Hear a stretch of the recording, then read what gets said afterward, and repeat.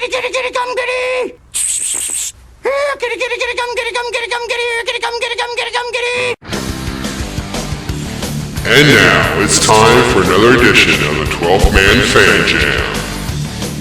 With your hosts, the Reverend Moses of the St. Paul Island Church of Seahawk Positivity. Yes, thank you, Magic Voice. This is the self-appointed Reverend Moses of the St. Paul Island Church of Seahawk Positivity, and welcome one and all to a very special double episode 314, the Panthers 49ers edition of your 12th Man Fan Jam show, the show made up of Seahawk fans from around the world just like you, talking about your Seattle Seahawks. Over the next few moments we share together, we hope you are entertained as we discuss your Seattle Seahawks as they prepare to take on the Carolina Panthers and those 49ers. So sit back, relax, grab a desired beverage or sin of your choice, and remember, Panther no panth, we're going to have fun. As is the usual with every show, we're not alone. I am joined like I am every episode by the 12th Man Fan Jam Posse, a ragtag group of diehard Seahawk fans from around the world. First, my partner in crime, the yin to my yang. He enjoys the harvest, whatever that is, from merry old England. Welcome back, Matt. Hi, Good Matt. morning, Moses. Good morning. How are you? Matt, I am doing fantastic. How are you, sir? Well, I'm bringing good news and bad. Oh, do share. What's the good news? Well, the good news is I'm here. I'm awake. It's all great. It's fantastic. That's wonderful. What's the bad news? I'm not in Seattle, which is where I should be right now with everybody else, all the other 25 UK Seahawkers. And there's some disappointment. Oh, That's terrible, yeah. We're disappointed as well. Disappointing weekend, but that's okay. We will help you through it and help other people through it who are not there. Also from the state of Washington, he likes to double down. He's known as X-Ray Hawk to some, but we call him Dustin. Hi, Dustin. Hey, so who else in this intro is from Washington? I noticed you said also. Well, see, we have a lot of people from Washington.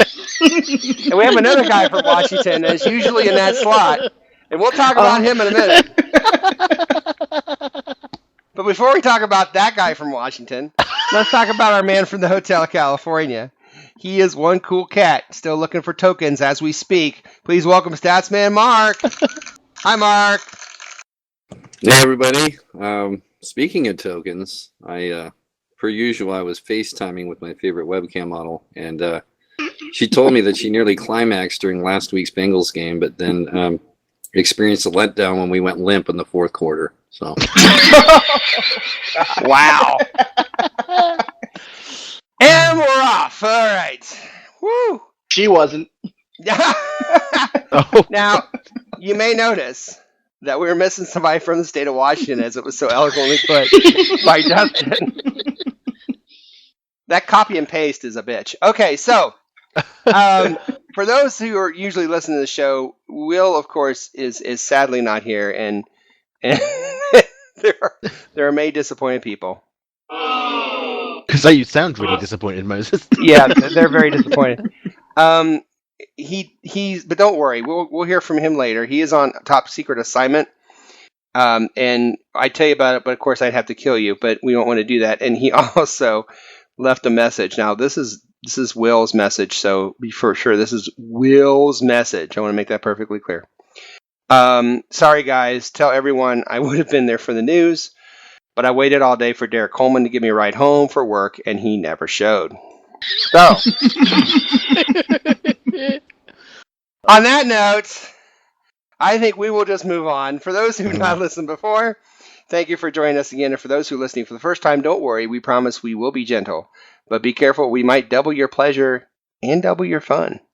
Shows run just like a real NFL football game. We have 4 quarters and even a halftime. In the first quarter, now it's a little different this week because we have 2 games to talk about. The first quarter is usually we do the news, but we're going to recap the Bengals game in the first quarter and have, of course, our caption that picture during that time and look back at last week's predictions, prognostications, and game balls from the posse and our guest. Quarter 2 will feature a drink of the week, injury, stats, and lines for the Panther game. At halftime, of course, the best Seahawk-themed play-along game on the internet, 12th Man Fan Jam Halftime Trivia, where I believe our champ was Will. So it will be wide open for someone to take the crown this evening. And if it's Matt, it'll be a tiara. We'll talk about that later.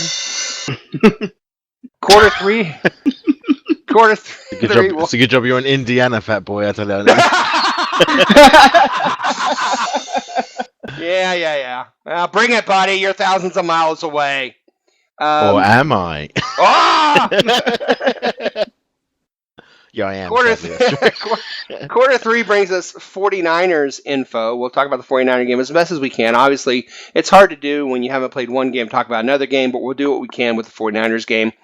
And the fourth quarter will be our predictions, prognostication, and game balls for both games. We'll start with the Panthers game first, and then the 49er game. But before we do all that, we want to remind you, like, share, and subscribe, please, to the Seahawk Positivity YouTube channel. Contact us on this thread or in the comment section of this video for feedback. Email us at 12thmanfanjam@gmail.com. Tell us what you think. Please join our Facebook group, 12th Man Fan Jam Show. Lots of good, fun Seahawk discussions and stuff there. All of our shows, there's some outtakes posted. Come join the fun. We're also on Twitter at Seahawk Positivity. Let us know your thoughts there as well. And let's go ahead and let's get this double shot episode going with the first quarter. Holy shit, it's the first quarter. All right, welcome to the first quarter as we take a look back to the Bengals game from last week. Obviously, we don't want to look too long at the Bengals game. But this first quarter is brought to you by our sponsor, the Bad Cat Spray Bottle. Bad Cat, spray them down with a Bad Cat Spray Bottle. All right, let's talk about last week's game, and we'll start with Matt. Matt, we have a lot to talk about with this game. But what was your overall view of this game? Frustration, enormous frustration. If you look back at the scoring, I was a bit worried actually when they went down the field on the first, the opening drive and scored on a straight opening. I mean, we seemed to be a little bit all over the shop, but then we came back, we leveled that up, and actually I thought we had a really good drive on that first opening drive for us as well. So I sort of had a bit of confidence. The O-line started to look a little bit, bit more with it, let's say, and we shut them out. We shut them out for like half the game, and then somehow in the fourth quarter, the whole thing just unravelled. And as I put on my Facebook, you can't take your foot off the accelerator if you're driving in a game, especially when you're on the road, especially when you're playing the Bengals. And we did that. We somehow became the most conservative offense. Nobody wanted to throw the ball, don't want to take any risk, just going to try and run the clock. You're not. We weren't playing as if we needed to score. We were playing as if we just wanted to kill the game. And do you know what? I'm afraid we have to play as if we want to score every single time we've got the ball. Absolutely, and that to me has always separated the good teams from the great teams. The great teams, and I think of those teams that won multiple Super Bowls. And I always think of primarily the Cowboys in the 90s as the one I always think of, because when they were up 20-0, they're still throwing the ball. They're putting their foot on the throat and they're pressing down. And that's what great teams do. Good teams get a lead and they kind of, oh gee, I hope we can hold on to this. Great teams keep coming at you. Look at the Patriots. We always talk about the Patriots and they're cheaters and blah, blah, blah. But here's what the Patriots do. When they're up 35-0, they're still throwing the ball. They're trying to get 50 or 60 or 70. And that, to me, was a big difference in this game. Dustin, what were your views on this game? I don't know. It kind of reminded me a lot of Matt's intros every week. Well, there's good news and bad.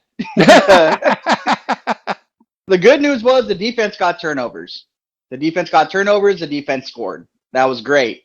Now, obviously, bad news is they gave up 17-point lead in the fourth quarter. Good news, the offensive line looked a whole lot better. They had some run blocking, they had some pass blocking, and I wasn't fearing for Russell Wilson's life for most of that game. They did a fairly decent job. And Rawls, 169 yards rushing, that's pretty good. So I wasn't as disappointed about the lack of throwing. You guys are talking about they're being conservative, but they were able to run with one player for 169 yards. Obviously, the run game was working a little bit.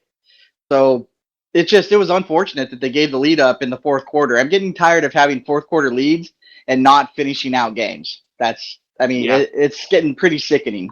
Well, it's unfortunately a pattern. If you look back on this team, if you include the Super Bowl, and you take the Super Bowl game, and we throw the Bears game out because that was a shutout against a backup quarterback, let's be honest. You look at the last 6 games minus the Bears game, they've had to lead in the fourth quarter in every one of those games, and they're 2-4. Double digits on 3 of them. They were up 10 on the Lions and almost blew that game. Up 17 the Bengals, up 10 on the Pats. Mark, what is your overall view of this Bengals game? Oh man, it was, I mean, the word is frustrating. I just, it was one of those games where I had to work that morning. I didn't get a chance to even come back and see it until the third quarter. And things are just going really well. And then I'm just wondering, okay, there might be a final push by Cincinnati, and sure enough, it's 24-7. And then, 24-14, it's like, okay. And then once it was 24-21, and I just started to get a bad feeling. and then just seeing, 3-and-outs and all this stuff, I'm like, oh, you guys, it was such a golden opportunity to, to beat, an undefeated team, in their house. And they are playing well. There's a little, yes, there is a little different feel with this Bengals team, but still, I just, it's just like, it's just like a boxing match, and the guy knocks the guy down, and he thinks he's out, and he turns around, and he's like, has his hands in the air, and then the other guy gets up and just throws a right hook and knocks him out, and it's just, it's so frustrating. I just, when we finally lost, I mean, 2 possessions in overtime, and we couldn't get it done. So, I mean, these things are correctable, but, I mean, we have to, we have to just get it right. And I think already, and this is getting ahead of everything, but I think already, if we want to have hopes of winning the division, we're going to have to sweep Arizona at this point. So, yeah, and you brought up something about the offense and the defense, and I want to put this. I'll start with Matt on this. I just mentioned that these 5 games that they were up in the fourth quarter, and lost the lead in 4 of them, almost lost the lead in 5 of them. Is this now a lot of people? It's easy to look at the scoreboard and point at the defense and say they gave the points up, but I think you can also look at the fact that, like we said, I think they got maybe 2 first downs in the second half, or after they got the lead, or whatever. Yeah. So, Matt, who do you think is the heavier blame here? Do you think it's the defense breaking down, or do you think it's the offense? Because I'm sure, I didn't look it up, but the Pats, Rams, Packers, Lions, Bengals game, I don't think we scored many points in the fourth quarter of those games either. No, we didn't. I think the thing for me is that, I don't want to blame defense. I don't want to blame offense. I think as a team, you've got to keep playing to win until the whistle at the very end of the game is blown. So, you can't give up big plays. You just can't. You can't do that. You can't have a pass interference call. You can't have that. You can't have that all the way down the field. That's not acceptable. You can't have Bennett charging in and trying to, knock Dalton's head off. You can't have that. That's not acceptable. But equally, you can't play offense as if, we're quite happy to go 3-and-out all the time on a small, short running plays just to hopefully run down that clock a little bit. You can't do that either. You have to keep scoring. You have to keep in the mindset that we need one more score. We need one more score. I know that, as you said, as you rightly said, Belichick and the Patriots, they fight to kill you to the very end. And they don't, running the score up, he didn't give 2 tosses about running the score up. And that's what we should be like, I'm afraid. We have to get a little less like the player coach, the whole, that you just have to just win the damn game. Just see it out to the end. You've got to have both parts of our team playing at their best until the final whistle. And to me, that was what this team in 2013 was all about, and that Super Bowl typified it. I mean, they wanted to win it. 29-0. They're still throwing the ball. They're still more on downfield. They're still scoring points. Dustin, do you see one side or the other being more of an issue here with why these fourth quarters are kind of crumbling? Well, I got to say, if it's more, most the games that they lost were road games. One, yes. If you want to count the Super Bowl as a road game, yes, I so, can. Yeah, that's more of a trend than just the fact that they gave up those leads, because at home they're still getting it done. But I think maybe part of that is they're able to feed off the crowd, and the crowd senses the blood in the water too, and they keep it going, keeps the team motivated. I think the defense, it's mostly on them. They can't find a way to get that edge late in games for some reason. You have 17-point lead in the fourth quarter, you should win that game. There's just no 2 ways about that. The offense, I'll say they can't become predictable, because if you're running it trying to chew the clock 3 times in a row and you're 3rd and long and now you got to throw it, you're predictable. Everybody knows what's happening. They can adjust to that. So maybe mix it up a little bit on offense, but the defense has to hold that lead. I mean, you have 17 points and you want to consider yourself to be one of the best defenses in the league, and possibly over this run, this stretch, one of the best defenses in history. You have to protect the lead, and they're not doing that right now on the road. Yeah, well said. Well said. Mark, what's your view? Offense, defense, or neither, or both? Well, I think it's kind of a 60-40 thing for me. I think most of it does fall on the defense. But, again, it's really all three. It's offense, defense, and play calling.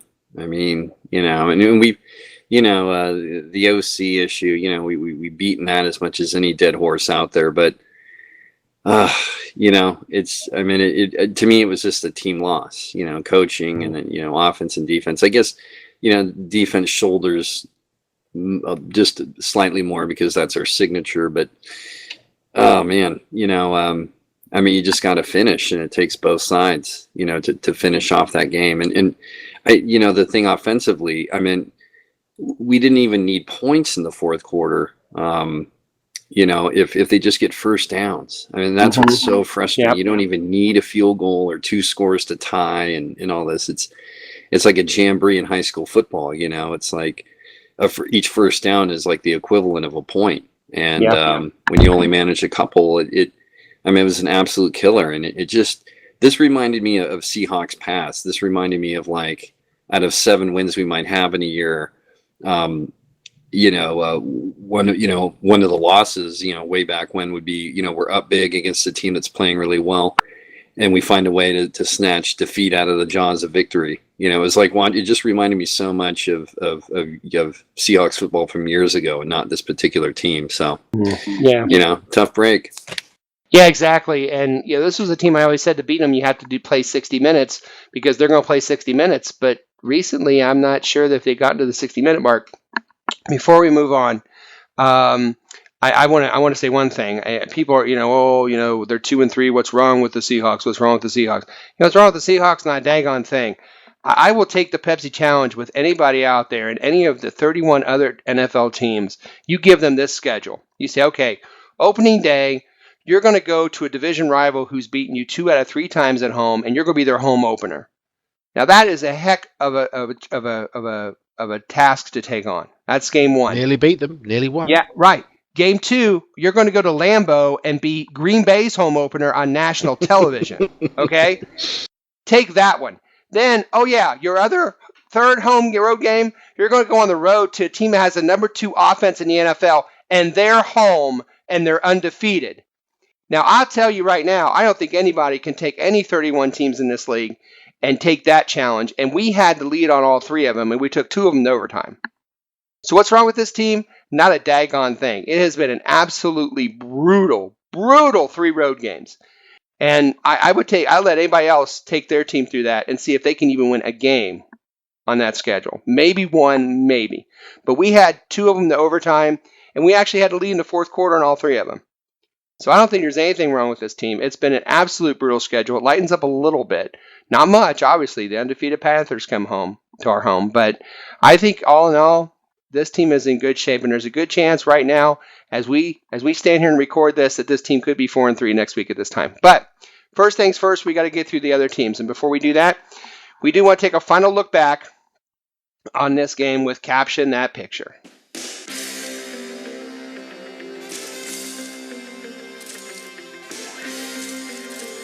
Yes, Caption That Picture, where we take a picture from the game before, the week before, and we add our own caption to it. And this Caption That Picture is a picture of a couple players, and it looks like a ref field judge, number 26, and it has Pete Carroll. Looks like he's either being told something that he doesn't like, or, I'll just let you guys tell us what's going on there. Dustin, do you have a caption for that picture by chance? I do indeed. Okay, hey Dustin, caption that picture. Now let me clarify, Pete. So you're saying batting the ball out of the back of the end zone is a penalty? That's good. Nice. Matt, do you have a caption for that picture? I do. All right, would you please caption that picture? I'm sorry, Pete. Rule 976, subsection 2, paragraph 4A. No team can win in the fourth quarter if they're on the road and called the Seahawks. Ouch. That's very specific. Very specific, and that's what makes it funny. The specificness of it. Specificness? Is that even a word? Absolutely. It is now. Mark, do you have a caption for that picture? I do. Mark, caption that picture. Hey, Ref, you need to reread my book and the chapter on blown calls, because that's what you're doing right now. Nice. Mine's a little bit more biting, but appropriate nonetheless. Caption that picture. No, coach, I can't make them count to 3 before they rush your quarterback. You guys ever play backyard ball and you only had to 1 Mississippi, 2 Mississippi, 3 Mississippi, and then you could go after the quarterback. All right. All right, let's caption that picture. All right, and let's look back at our predictions from this game. On the scores, John was our guest, and he said 27-12. Mark was interesting because Mark had the score, but he just had in reverse. He had 27-24 Seahawks. Will did get our score 24 right. So Will picks up some points there, and Mark, that was some nice work there, buddy. Congratulations, kids dig your insight. You know, dyslexic Seahawk fans will think that we won that game. So well done. Prognostications: 3 interceptions from John. Mark Lockett TD. Will Lewis at center. That didn't happen. Dustin 6 receptions for Lockett. He had 2. I had to give the 3 INTs and the 3 touchdowns to Curse and to me and to the guest because, well, I was going to give them just for the Matt. And so, well, he got a touchdown. But I thought, well, okay, 3-1. So if it's 3-1, then I have to give the guest and me as well. So we all got that. Yay. Yes. And finally, the game ball, I had to consult with my expert, which is Little Mo, because I just don't know on this list who even deserves a game ball. And he said, well, you know, they did have 200 yards rushing. I said, well, he said offensive line, I think. So based on that, Will, gets that. Our Week 5 scores, Will with 6 points. Mark and myself and Matt and guest all get a point. Overall scores, Will leads by 5 with 17, Dustin 12, me 11, Mark 8, Matt 6, and guest 5. All right. Well, that will take care of the first quarter. It's the end of the first quarter, bitches. We have a lot of show coming up as we double up the picks, we double up the supper menus, we double up the predictions. It's like a double eviction show of Big Brother, except nobody gets evicted here. Coming up next, we talk about the Panthers, but first, let's eat. I think it's supper time.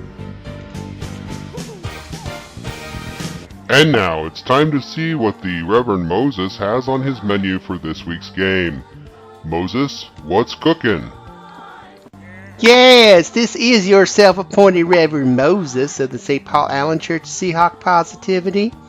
And this Sunday during the Seahawks-Panthers game, I encourage all Seahawk fans to eat the following: Kitty Kit Kats, Trey Boston Cream Pie, Kurt Coleman Slaw, Ted Gin and Tonics, David Mayonnaise, and some Cam Fig Newtons.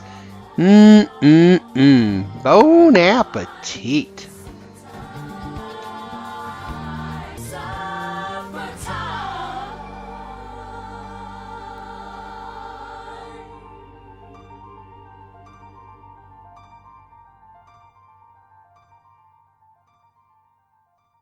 Holy shit, it's the second quarter.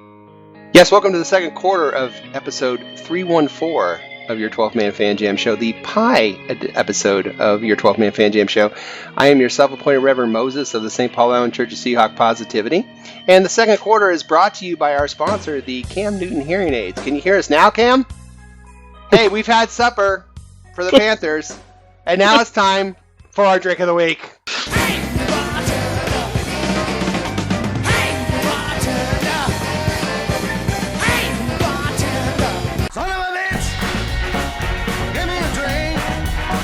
Yes, drink of the week, where our 12-man fan jam mixologist Moses, which is me, conjures up a delicious drink based upon the Seahawk opponent. Gentlemen, please, belly up to the bar and get a piece of paper and write this down, because you're going to want to drink this during the game. Are you ready? Got your papers ready, Matt? I'm ready. All right, here we go. This week we're going to take some sweet Carolina sweet tea vodka. Sweet tea vodka. Nothing goes together like tea and vodka. Sorry. Sweet Carolina sweet tea vodka. Some Sex Panther beer. Yes, it's out there, kid. Sex Panther beer. And we made ourselves, of course, a Carolina Panther. 1 drink and your heels go tar. I don't know what that means, tar heels. 2 drinks, you start driving like you're in a NASCAR race. And 3 drinks, your hearing goes bad. Yes, just like Cam's. That's your drink of the week. Disclaimer, the 12th Man Fan Gym does not advocate drinking or mixing drinks discussed around here. Do so at your own risk. Be aware Moses is not a licensed drinkologist. Does pretend to be one even when he sleeps the Holiday Inn the night before. He can't make a decent drink ever. His milkshakes suck. His Kool-Aid, root beer and root beer schnapps, blah, blah, blah. Just always remember to drink responsibly. Okay. That's the short version. Blah, blah, blah, blah, blah, blah, blah, blah. Drink responsibly. Okay, this quarter we talk about the injury stats and lines for the Seahawk game against the Panthers coming up this Sunday at 1 o'clock Seattle time. So, Medic Matt, what is one of the key injuries in this game that's going to affect this game, do you think? Well, two things. Firstly, Marshawn Lynch is looking like he's back to full health. He's going to be back at this game. I think that's quite clear. I don't necessarily know whether we're going to need him or not. It just depends how Rules plays. So True. I don't know. Lynch might have to sit on the bench for a little while, a bit longer. But the one that sort of stuck out for me was Bobby Wagner. He's a game time decision. And I think it was late in, was it the third quarter or the fourth quarter that he pulled a pec, basically. He pulled a pec. It happened. He pulled a pec. Breast cancer awareness. He's just making people aware of them. That's all. Oh yeah. But did he pull a pick a peck of peppers? No. He pulled a pick a pepper or two. Yeah. Okay. So he's a game day decision. He's day to day, aren't we all? Go ahead. Well, yeah. Well, yeah. No, we're not all playing football. True. I'm not. So that's a problem. The other one that's interesting injury-wise is Derek Coleman, but we won't go there with that. But he's listed as questionable. He's listed as questionable. He's off the team. I'm going to go out on a limb and say he's not going to be there. Yeah, that's no my prognostication. List him as doubtful. Yeah, you can list him as out, I think. He's listed as questionable on the injury report. Are you serious? I love that. No, I'm not serious. No, he's not there at all. But it's just that when I was reading, because I always like to read through Pete Carroll's press notes and stuff for the injury reports, and the only thing he says, and they obviously go for that. He goes, "We haven't talked or seen Derek Coleman at all. Don't have any information right now. We're just concerned." Well, of course they are. Aren't we all? And we'll see him tomorrow morning. How do you know? We'll tap dance around that, and we'll go back to the picking a peck. Bobby picking a peck. Day to day, and then I believe Coyle, the backup, is not doing very well either. He's got a sore knee. A bit of a boo-boo. He's got a Winnie the Pooh plaster on it though, so he should be fine. But I understand they're going to move right. What I heard, they're going to move right. Dustin, did you hear this? They're going to move right to middle linebacker. If that, really? I think so. Dustin, I'm thrilled with that. Hey, Dustin, they're going to move right to the ladder. Really? Yeah. Really? Yeah. Remember how well that went last year when that happened? Yeah, I do. Well, Pete thinks he'll be okay to play. So. Good. Oh, good. Zorny, are we concerned about the pickle peck that Bobby pulled? Probably. Yeah. I mean, he's more important than a rhyme. That's for sure. We need him. So hopefully he can. It is likely that he'll go. Is that how they're leaning? It's a game time decision, is all he said. Well, all right. Well, I'll gamble and say that he's going to play. If it's not that bad of a pull, they'll tape his arm and shoulder up in a way that the motion that pulls the arm or that pulled the muscle initially, they'll tape it in a way to where he can't do that motion anymore, or to limit it, so he won't necessarily hurt himself anymore. So he could play with it as long as he can deal with the pain and the pull isn't that bad. Well, he was on limited practice on Friday, so it wasn't as if he didn't practice at all. He didn't practice Wednesday or Thursday, but he was on limited on Friday, so he's sort of getting back into the roads. Well, and then we have a quarterback a couple years ago play the whole season with a torn pec. So, and that was Jackson, T-Jack. He did it in the Giants game, didn't he? Well, he did, he had all year. Well, most of the season, yeah. Yeah. So, not that we're, you just tore a pec, get back out there. I mean, give us a break. None of us would even go out there with a hangnail. But, Bobby's also one that is not, from what I understand, at the last game, didn't they say something about how he shoved the guys out of his way and said, "I'm going back in" or something? Yeah, he wasn't going to be taken off. Yeah. So if you tell Bobby Wagner he can't play today. It's gonna be one of those things. No, Nobody puts Bobby in the corner. Yeah, really. So, all right, I agree with that. That's an important key, and of course, Lynch being back is very important as well. Statsman Mark, what is a key stat going into this game against the Panthers that we need to know? Well, you just mentioned Lynch, and it's his first game now in a couple of weeks, and so Rawls did a great job. If I knew ahead of time he'd have 169 yards, I would say that we would have won that game 24-7. Sorry, that's a bad joke.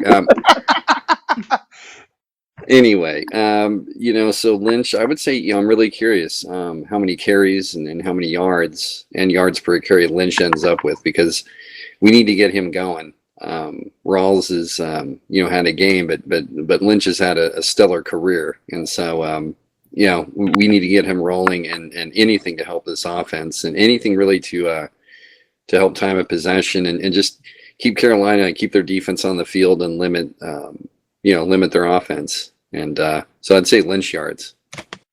I agree. Dustin, I think that's a key stat as well, the ability for this team to run the ball. And let's be honest, they are, I believe, still, guess what? They're still number one in the league in running the ball. Of course, that was helped by 200 yards last week. But it's going to be interesting to see how they use Rawls, isn't it? Yeah, I think they're going to use him at running back. Alrighty then. Oh dear. Matt, how do you think that they will substitute Rawls into the game with Lynch? What I think will happen is that he'll go off the field and Lynch will come on the field, and then that's how they'll substitute it. Jesus Christ. All new posse next week, everybody. All right? You heard it here first. Oh my God. What I'm trying to get at is, obviously Jackson is the third down back, obviously. Yeah. Lynch is obviously going to get a lot of the carries, but do you think that Lynch will get less? I mean, he's always taking series off. I think he'll get less. I think I think what they'll do is they'll see just how well they're running, how well the ball is being run. If it looks like there's, it's not running quite so well, then they'll probably put Lynch out there. If nothing else, to draw the defense towards him, to make other plays available. When we're sitting here, we're not talking about Jimmy Graham, for example. We're not talking about, our star offensive player, apparently, our number one pick, if you like. We're not talking about him, but maybe we would be if Lynch was on the field and drawing more defense. I think a lot of the reasons that Jimmy Graham's had a rough time of being able to get hold of some of those balls is predominantly because I don't think they were taking Rawls that seriously. So they were covering Jimmy and they were covering the others, but of course then Rawls is able to do, straight up the field. So I think that's a point to remember. But I think if we're running the ball relatively well, then I would expect to see Lynch not actually get the ball that much. All right, well done, Dustin. What is the odds in this game, and what is the over under for this game against Panthers? Seahawks are favored by 7, which is good. Obviously, that's good. Yeah, I like that. Over under is 41 for the game. 41. Yeah, with the exception of the playoff game last year, I think that's kind of high because the teams have been, the last few times they've met, they've been slugging it out and hardly scoring points. So, yeah, and really weird scores too. 16-12, 13-9. Yeah. There's a couple 12s in there. There's a 16 in there. It's 12-7. Just really weird scores recently. Yeah. I would definitely go with the under. He would go with the under. Yeah, 7 points. That sounds pretty good. Zorny, you want to try to put some tokens on that? Well, yeah, the model money for me, the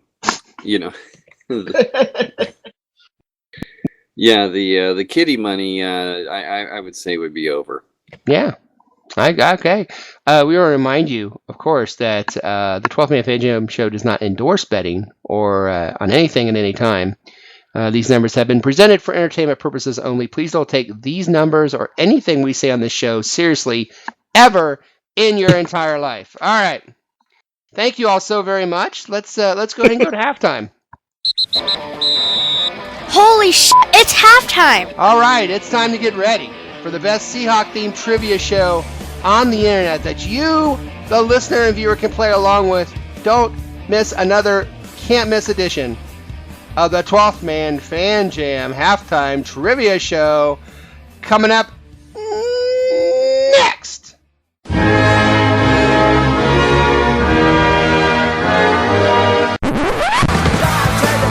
Hey, this is Matt, all the way from merry old England, and you're listening to the 12th Man Fan Jam.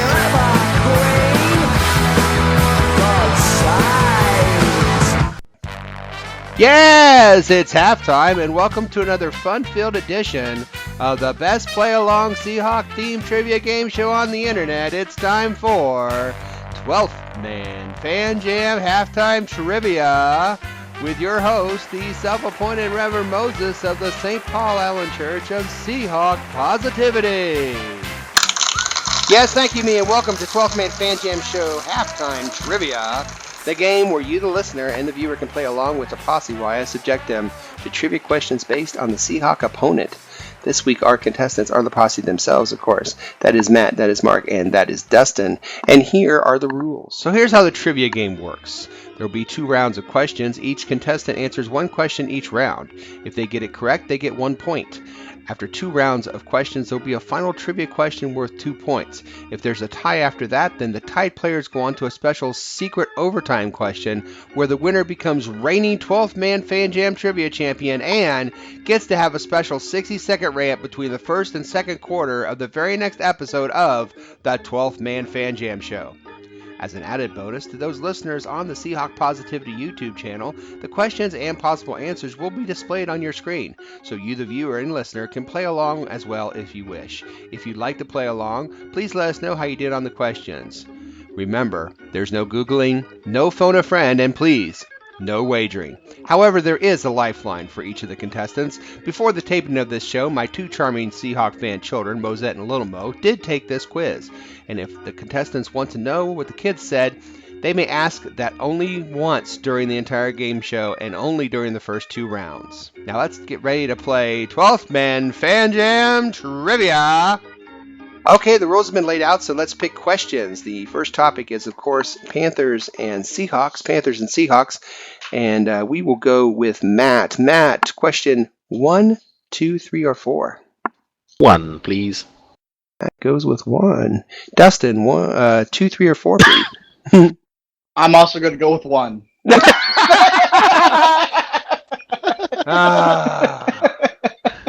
Or I'll go 2. I'll make it easy for you. Dustin is going to put us in the naughty corner soon if we're not careful. Yes. I know. Mark, 3 or 4? URW number 3. Thank you for your answer, Mark. You can sit in the front of the class. Okay. Loser.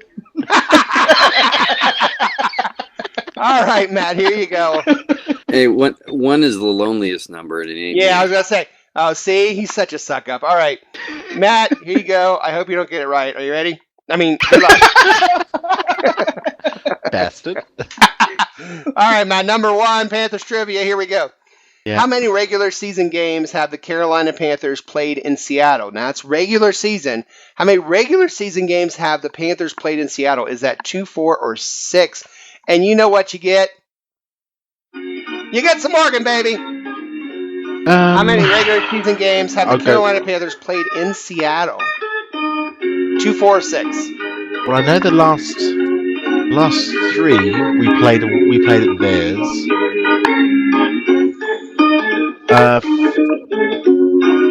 That organ is so off-putting, it's ridiculous. I'll have. Alright, cut it. I'll have 4, please. He says 4. Little Mo said 2. Mosette said 4. It's got to be more than 2. Mosette said 4. It is. It's only 2 times. 2 times. Really? They've only played twice, yeah. Believe that? They've only been around for like 20 years. You play that division once every 4 years, so that's only 4 opportunities to play in the regular season. Yeah, what Dustin said. I was doing all that math in my head. Yeah, huh? Okay. Okay, now it's time for Dustin. Dustin will probably get this one because it's been all over, but here we go. I hope so. Yeah. Dustin, how many times have the Seahawks lost to the Panthers overall? 1, 2, or 3? How many times have the Seahawks lost to the Panthers overall? 1, 2, or 3? I actually don't know that answer off the top of my head. I haven't seen that. I know we're 4-0 in the last 4 games.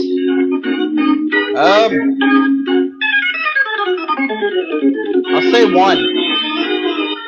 He goes with 1. Mosette said 1. Little Mo said 3. I'm sorry, it's 2. They've only lost twice, 2000 and 2007. I couldn't do 2000 either of was them. like the first time, yeah. 2007, I think they lost a lot of people that year. They were like 9-7, I think. All right, Mark, question 3. Are you ready? I am. And if you're just joining us the first time, Mark has no organ, so we'll move on. Mark, your question is this.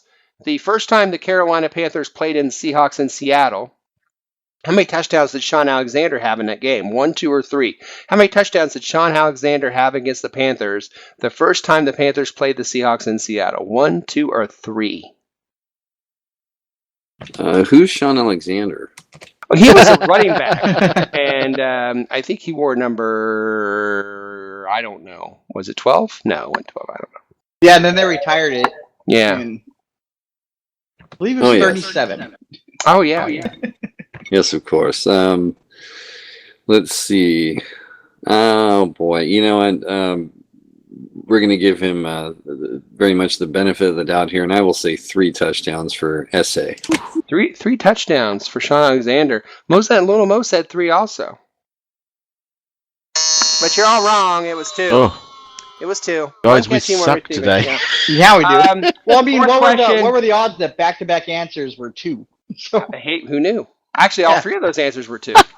They were, weren't they? This one isn't. The last time the Panthers were in Seattle in the regular season, it was 2010. How many touchdowns did Lynch have in that game? And the answer was 3. He had 3 touchdowns in that game. So now we move on, and since no one got any points, I guess we'll do the same order. So 5, 6, 7, or 8, Matt? I'll go with 6, please. That goes with 6. Dustin? 5, 7, or 8? 5. And of course, 7 or 8 for Mark. I'll go Haas number 8. All right. So since there's an additional question, if one of us yells the answer out first, can we steal that question? No. Damn it. Our game, our rules. All right. Dustin, you're gonna like this. This is, by the way, this is Panther miscellaneous, so you're gonna love this round. Okay. Yeah, you're gonna love it. What college did no? Dustin, your question. Are you familiar with the group Pantera? I've heard of them. Okay, Pantera had a guitar player named Dimebag Darrell, and Dimebag Darrell was shot and killed in 2004. It's a cheery question. Yes, but the question is, whose guitar was placed in his casket? Someone's guitar was placed in his casket. Was it Ace Frehley, Eric Clapton, or Eddie Van Halen? Whose guitar was placed in Dimebag Darrell's casket when he was funeral? Ace Frehley, Eric Clapton, or Eddie Van Halen? Did he get robbed when he got shot and somebody stole his guitar? He couldn't have his own? Now, I will tell you right now, he was buried in a Kiss casket, and that's no lie. Now, I'm not saying that's a hint or anything. Ace Frehley, Eric Clapton, or Eddie Van Halen? Whose guitar was placed in his casket? Van Halen? Yeah, Frehley, is that what you're saying? Van Halen, yeah, I'll go. He's going with Eddie Van Halen. Little Mo went with Ace Frehley, and Mosette went with Eddie Van Halen. You got it, Eddie Van Halen. Woohoo! His yellow and black Bumblebee, if you're interested, it's off Van Halen 2. If you see the cover of Van Halen 2, that is the guitar that Eddie allowed placed in Dimebag Darrell's casket. So, And Ace Frehley was in Kiss, I'm assuming? He was, yes. Ace Frehley was guitar player for Kiss. Okay, now on to cheerier matters with Matt. Matt, when did the fictional superhero Black Panther first appear in comic books? Was it July of 1966, gracious. July of 1970, or July of 1974? Black Panther comic books. God, I should know this. July of 1966, July of 1970, or July of 1974? I'm going to ask the kids. I've got a thought now.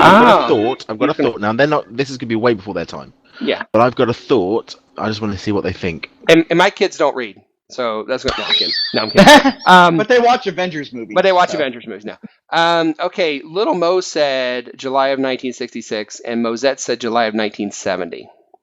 I'm So gonna what? go I'm gonna go a little Mo in July Little Mo. of July of 60, whatever he said, 6. Yep. I'm right there with All you, right. Matt. He's going July of 1966. No, wait. That's right. Wrong buzzer. Woo! I got all the buzzers. I got it. Hey, I got it. 1966. Little Mo. Once again, he guesses his way through. everybody knows that. That's the year Wakanda was founded. So everybody knows that, Everybody right? knows that. Of course, Dustin's going to probably get this. Is question 7, and you don't get points for this, Dustin. But I know you were a fan of Thundercats. I was waiting for this. Yeah. This is Panthro, isn't This it? one doesn't count. Yeah, it's a Panthro question. What was he deathly afraid of? Birds, fire, or bats? Anybody? I don't remember that, actually. I say he bats, was- though. I deathly said afraid bats. of bats. Yes, deathly Yep. afraid of bats. So we'll move on to Mark. The other guys have got a point here, Mark. Pressure's on. You ready? Yeah, absolutely. All right. See, this is the one that Matt should have gotten. But there's an old folklore that the Scots believed that the arrival of a strange black cat signified what? Despair, peace, or prosperity? The Scots believed that the arrival of a strange black cat signified either despair, peace, or prosperity. Which one is it? Oh boy. You know what? Even though it's too obvious, I'm going to go despair anyway. He's going to go despair. Little Mo Mosette went despair. Now, it's prosperity. Prosperity. Who would have thought? Yeah. Did you know that? Matt? Yeah. Prosperity. Who knew? So, as we go to the final question, which is worth 2 points, Matt and Dustin each have a point. Mark does not. So we will go with Mark first, then Dustin, then Matt as we answer the final question. Again, it's a number. The closest posse member closest to the number without going over gets 2 points in the championship. And if you're all over, then the one that is closest to it gets the prize. Are you gentlemen ready? Here we go. All right. The question is this. We'll start with Mark. Mark, here you go. The last time the Carolina Panthers were in Seattle during the regular season was 2010, as I mentioned. How many rushing yards did Marshawn Lynch have in that game? Panthers against the Seahawks in 2010. How many rushing yards did Lynch have in that game, Mark? Oh, excuse me a moment while I throw away my Darrell Bevel trivia game plan. Were you going to punt? And let's see if I can do better than a Bevel improvisation here. Total rushing yards for Lynch in that game. Holy cow. You know what? We're going to go 109. 109. We're going to go with Dustin. Dustin, how many yards did Marshawn Lynch have the last time the Panthers played Seattle in the regular season in Seattle? Wait, which guy? Marshawn. I just want... Marshawn? Marshawn, Okay, Marshawn. yeah. You got none. I wish I could remember what week that was. That would be huge. What? Because I don't think he started with the Seahawks that year. Didn't they trade for him that year? Oh. It's good. Well, he was in uniform and he ran the ball. So it's not a trick question. Okay. I'll say 94. Matt. Yards. As opposed to peanuts. The last time the Carolina Panthers were in Seattle during the regular season, 2010, how many rushing yards did Marshawn Lynch have? I'm going to think that he actually had a really bad game, so I'm going to say he had 48. 48. So here to recap, Mark had 109, Dustin had 94, and Matt had 48. The total number of rushing yards Marshawn Lynch had against the Panthers in 2010 was 83. The only one not to go over with 48 was Matt. Matt retakes the lead of champion of your halftime trivia. Congratulations, Matt. A complete guess. Oh, my God. Amazing. And what an amazing, action-filled, award-winning version of Halftime Trivia was. We hope you enjoyed it. We hope you played along. Coming up, we talk about an upcoming game and make our predictions for the Seahawks-Panthers game. But before we do that, we're going to save the Queen, baby. We mean it, man. She ain't no human being. We'll be right back. But before we do that, let's eat 49ers style. Coming up next. I think it's supper time. And now it's time to see what the Reverend Moses has on his menu for this week's game. Moses, what's cooking? Yes, this is your self-appointed Reverend Moses of the St. Paul Allen Church of Seahawk Positivity. And this Thursday night during the Seattle Seahawks San Francisco 49ers football game, I encourage all Seahawk fans to eat the following: rice-a-roni, some Trent hash browns, Reggie Bush beans, Corey Lemonnier meringue pie, Jakiski hamburger tartare, and some Eric sliced pears. Bon appetit.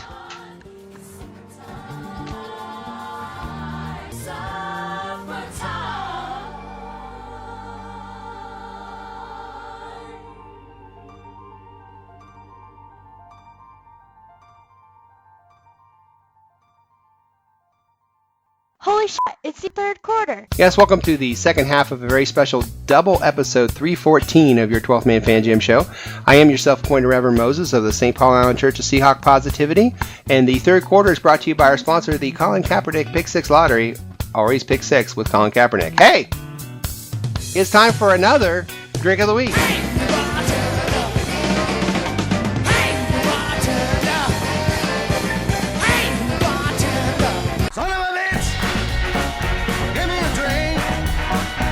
Yes, we're doubling up on our drinks this evening. Our 12th Man Fan Jam mixologist Moses is going to conjure up yet another delicious drink based upon a Seahawk opponent that we're going to talk about coming up. And of course, this time, gentlemen, as you belly up to the bar after drinking the Carolina Panther, I'm going to find some San Francisco drink mix, a 40 of your favorite beer, or a 4-0 if you like, some Love Potion number 9, and we're going to make a San Francisco 49.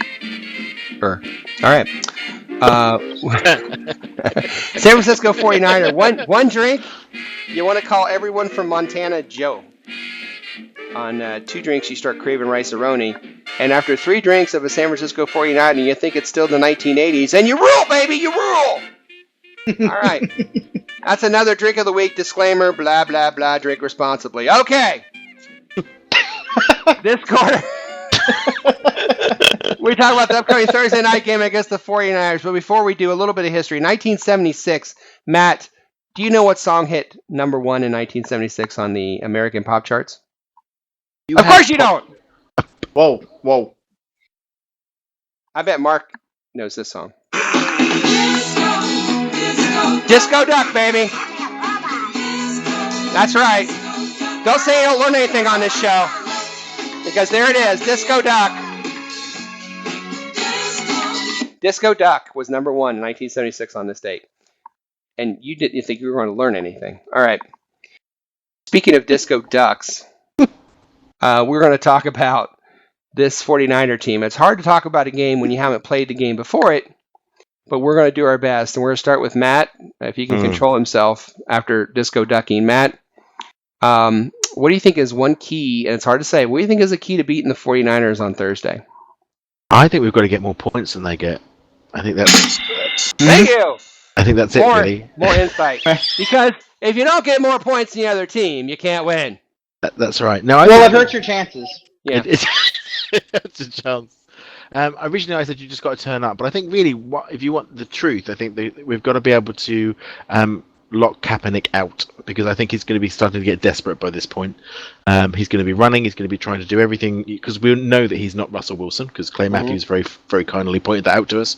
So he's going to try. And I think if our defense get to him, put pressure on him, that ball will come out, and there'll be plenty of turnovers in that game. Yeah, probably. Dustin, 32nd offense in the league, 15 points a game. The 28th defense in the league, the 49ers are. But the 49ers are 6th in the league in running the ball. And the 49er defense is 17th against the run. What do you think is the key to this game? Is it Kaepernick? No, they have a kid who's pretty darn good. He's been out. He's playing against the Ravens this week. And Carlos Hyde. I think we shut down Carlos Hyde. That forces Kaepernick to do things. And as we've all seen, doing things is not his strong suit this year. So I think we shut out Carlos Hyde, and, the game is ours. And now I come, of course, to the guy who's behind enemy lines, not limes, and that is Mark. Mark, I know they probably haven't talked about this game because, of course, there's another game before that, but what is the view down in the San Francisco 49er area where you reside, unfortunately? What is the view down there about this Seahawk game? Are they talking about it yet? Well, not yet. And I've been in service. I've been handing out tissues to all my 49er friends after that loss against the Giants. So I feel like that should be on what we learned tonight. Mark services his 49ers friends. Yikes. Only with tissues. I will not take a walk on the wild side with these people.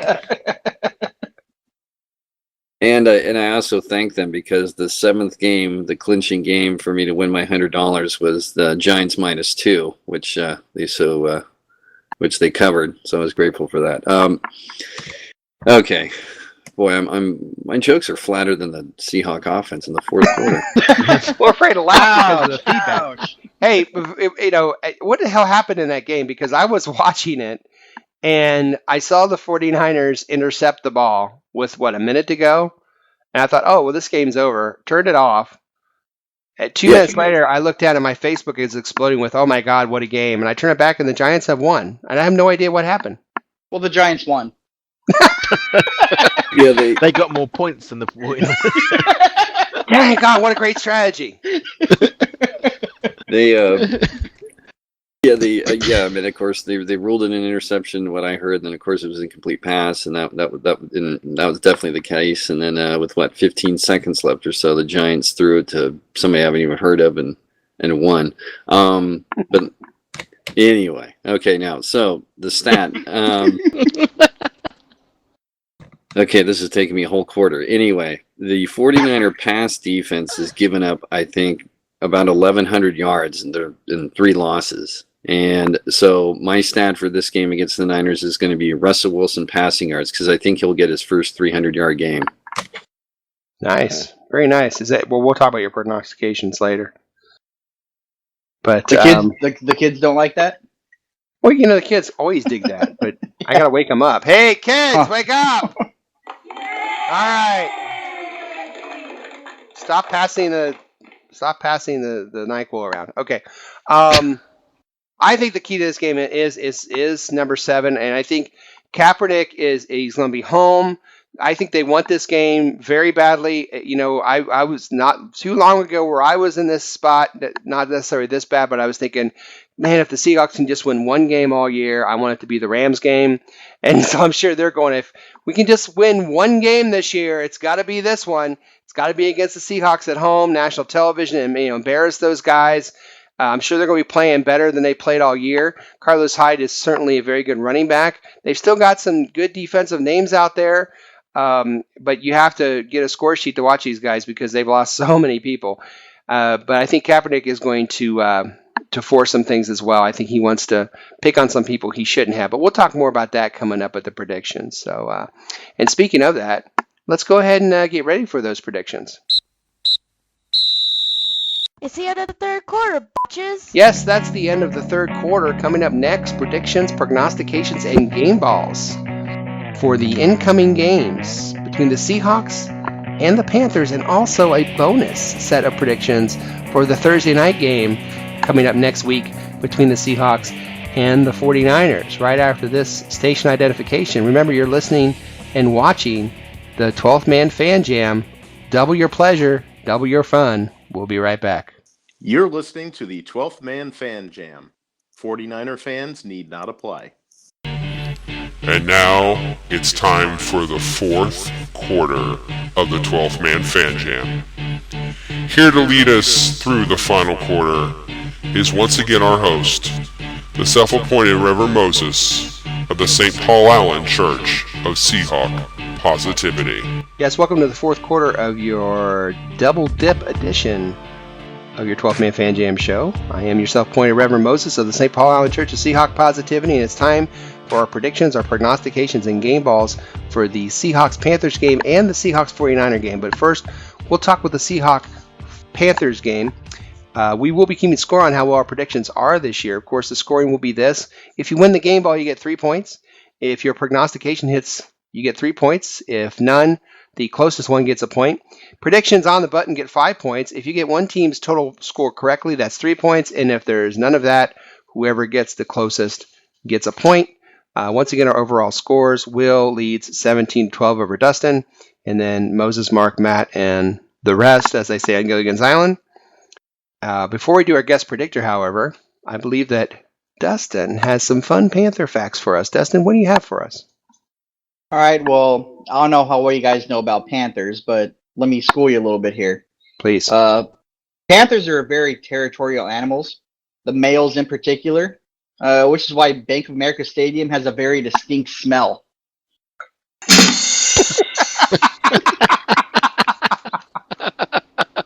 Very nice, very nice. Yeah. Someone who doesn't have a very distinct spell is our guest predictor this week, and it's Little Mo, my son, all the way from Indiana. Little Mo's prediction for the Panther game is he says 38-7 Seahawks over the Panthers. He's given the game ball to Chancellor, and he says the Seahawks are going to get 6 sacks in this game. So I hope that's certainly right. That's good. Yeah, that's pretty good. Will, who is not here, but sent his in, said that the Seahawks will win 27-13. He's given the game ball to Cliff Averill, and his prognostication is 120 rushing yards and a touchdown for Marshawn Lynch. All right. We're going to ask for Mark's pick, but before we do, I believe, Dustin, you have more fun Panther facts for us. I do.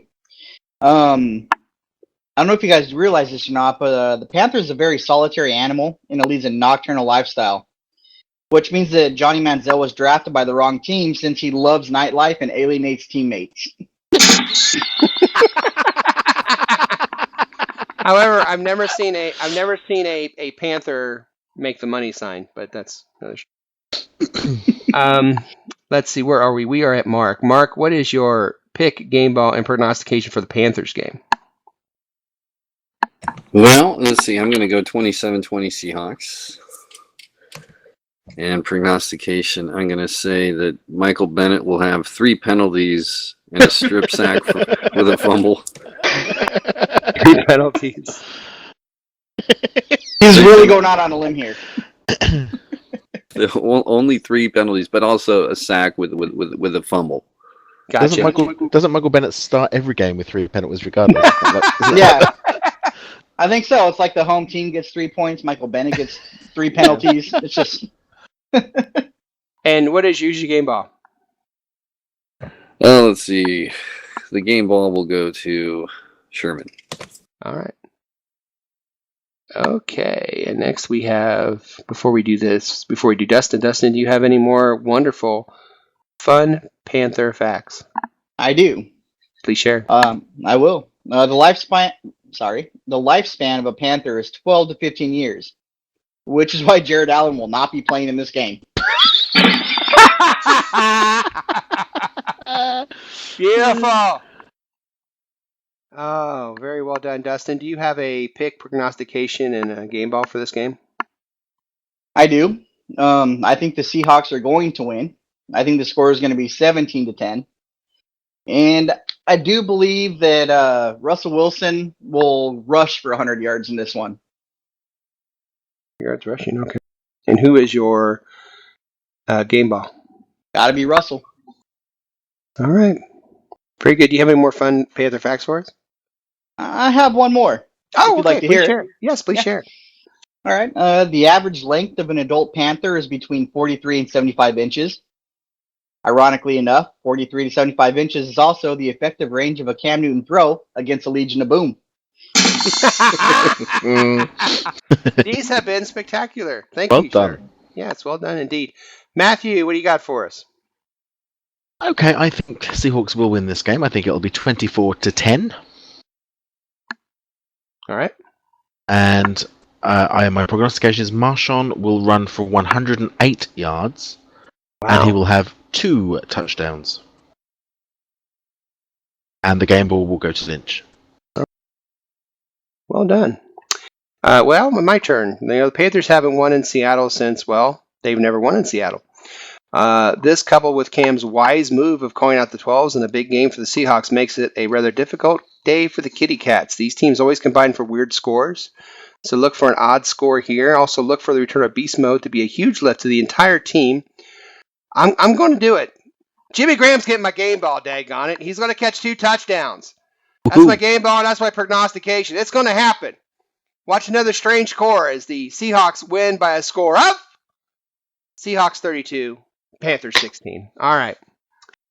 I don't know how they're going to get 32 and 16, kids. You do the math. Work it out. Work it out. Yeah. Now we're gonna move on to the 49er game. Little Mo also made a prediction for the 49er game. He also wanted me to share that his comment about the 49er game is that's good we're playing there because we'll be going back there in February. So Nice. yeah. So he's predicting the shutout. He's pulling the shutout out. He says 28-0 Seahawks over the Niners. He's going to give the game ball on that one to the offensive line. And his prognostication is over 200 yards rushing for the Seahawks. He thinks we're just going to run right over top of them. So it'll be interesting if that happens. Will also gave a 49er score. He said 20-9 Seahawks over the Niners. His game ball goes to Lynch, and his prognostication is that Kaepernick will turn the ball over at least 3 times. Probably fumble / turnovers. So now we go down to Mark. Mark, what is your prediction on the 49ers game for Thursday? Well, in the spirit of Jimi Hendrix, Janis Joplin, and Jim Morrison, I'm sticking with that magic number 27, which is Nice. how long each of them lived. And Yes. so I'm calling this 27-16. I'm going to say Russell Wilson will have 330 yards passing. And let's see, the game ball. I want to see Kaepernick for turning it over so often, but He's the best player on our team. yeah, he's the best decision maker. Boy, let's see who should. You know what? I will go for whatever reason, KJ Wright. Well, you can go with Kaepernick if you want. I mean, we know what you're talking about. Him, causing key turnovers. He could get a game ball from the Seahawks. That is a whole new territory for us. It is, isn't it? It's a whole new world. Okay. Well, Dustin. going both ways in San Francisco is nothing new, so it's kind of. Oh my God! There it is. Mark would Yeah. know. He Woo! shows the tissues. Oh my God! Mark's holding the tissues. Oh my God! Those tokens are being used in more than one way. All right. Dustin, you got a 49er score for me and prediction and all that fun stuff. Yeah, I'm going to say the Seahawks are going to win. I know, big surprise. Yeah. I'm going to say it's going to be 28-3. I think we're going to throttle them. And All right. their offense isn't going to do much. And I want to say that defense is going to score a touchdown. I'm trying to decide which guy. Lineman. Defensive score will work.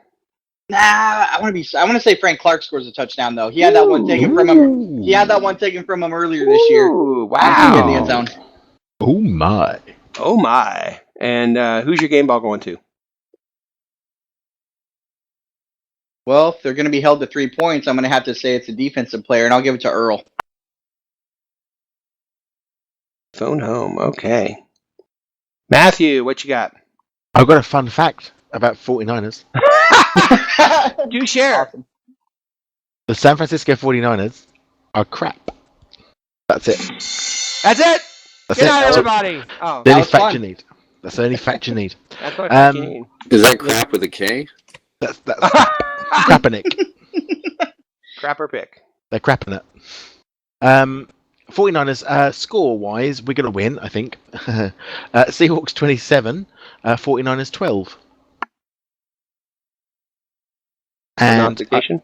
I think we're going to see the return of the Shermanator, and I think it's going to be 3 INTs for Sherman. Wow. And my game ball, obviously, is going to go to Sherman. Wow. Well, you and I have a little bit in common. I'll tell you that. It's my turn, and it is so difficult to pick a game so far away, usually. But this 49er team is such a train wreck that this might be easier than usual. And make no mistake, the 49ers want to win this game more than others. The image of Sherman and Wilson eating turkey on their logo last year is something none of them want to forget. Well, the ones that are still there anyway. That being said, the 49ers have it all. Overrated quarterback play, bad coaching, and a fan base that won't show up until they win their 10th game, which isn't happening this season. So watch for Kaepernick actually to go ahead and let his ego tell him that he should pick on Sherman because he isn't all that bright. Kaepernick, not Sherman. So along with 3 turnovers for the defense, that's my prognostication, I see my game ball recipient Sherman to get at least 1 INT, maybe 2, but I'm not going to guess that. I'll say at least 1. As the Seahawks win by a score of Seahawks 34, 49ers 17. Wow. Holy cow. What an action-packed, double-dip, 314 edition of your 12th Man Fan Jam show. And it is time to bring this wonderful and amazing 12th Man Fan Jam show to a sad close. Sadly. We are so glad you decided to waste some time with us. It was, as usual, a show that raised the bar here at the Seahawk Positivity YouTube channel. We certainly hope you laughed a little and maybe you learned a little bit along the way. And what did we learn this evening? Well, we learned that Bobby pulled a peck. We learned the posse gives insightful information on player usage and game strategy. We learned that Moses can't say the words Marshawn very well, and Mark services 49er fans. So, with tissues. Yes, sir, with tissues. So, on behalf of my partner in crime, Matt from Merry Old England, Statsman Mark, Dustin as the Beaver, this is your self-appointed Reverend Moses of the St. Paul Island Church of Seahawk Positivity saying, enjoy the games and go Hawks! Go Hawks! Go Hawks. We missed you, Will. Yeah.